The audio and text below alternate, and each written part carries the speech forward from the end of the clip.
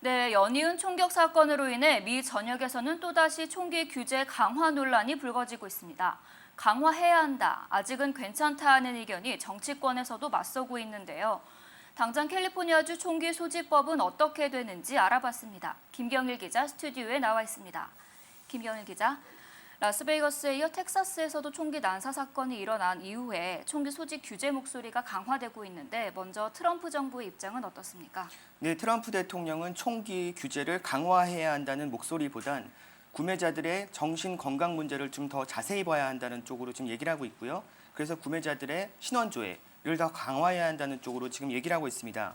그리고 먼저 총기 규제에 대해서 이야기를 하자면은 총기를 현재 가지고 있는 사람들이 있고 아직 가지고 있지 않은 사람들이 있기 때문에 총기를 규제한다라고 하면은 가지지 못한 사람들이 또 총기를 구매하는 이런 또 악영향이 될 수 있어서 이런 형평성에 따라서 쉽지 않은 상황입니다. 그렇다면 캘리포니아 주지사의 반응은 어떤가요? 네, 제리 브라운 주지사는 강력한 연방 총기 규제 법안 도입을 촉구하고 있는데요. 지금 라스베가스 총기 난사 사건이 이제 한 달여 되는데 총기 난사 사건 이후 캘리포니아주는 학교에서 총기를 소지할 수 없도록 하는 법안을 통과시켰고 제리 브라운 주지사도 이를 사인했습니다. 네, 캘리포니아주에서도 총기 소지 규제를 강화하고 있는 분위기인데 타주와 비교해서 현재 캘리포니아주의 소지법은 어떤가요? 네, 캘리포니아주는 총기 소지가 좀 더 까다롭게 되어 있는데요. 이처럼 핸드북을 통해서 총기에 대한 사용 방법 그리고 안전 방법에 대한 부분을 공부를 해서 시험을 봐야 하고요. 시험을 본 다음에도 10일간의 신원 조회를 거친 후에 구매자에게 총기가 구입되게 됩니다. 네, 또 타주와는 총기 소지법이 다르다고 들었는데 모형 총을 준비하셨다고요? 네네. 타주와는 다른 것 중에 가장 핵심적인 부분이 일단은 탄창의 매거진입니다. 탄창에 보통은 일반적으로는 권총도 탄환이 15발까지 들어가는데 캘리포니아주는 10발만 돼 있습니다. 네, 일반 소총도 실탄이 30발 들어가기도 하고 더 많이 들어가는 부분도 있는데요. 캘리포니아주는 10발씩만 실탄이 들어가게 돼 있고요. 연사가 아니라 단발씩. 그래서 이렇게 난사를 방지하기 위해서 총이 만들어지고 그렇게 판매되고 있습니다.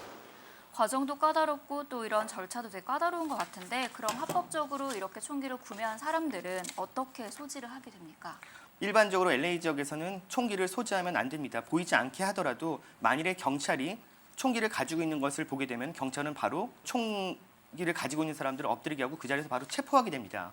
그리고 지금 자동차 운전자의 경우 총기를 가지고 있다면 자동차에 손이 닿는 가까운 부분에 총을 가지고 있는 것이 아니라 이를테면은 트렁크에 총과 실탄, 탄약이 든 실탄은 따로 분류해야 합니다.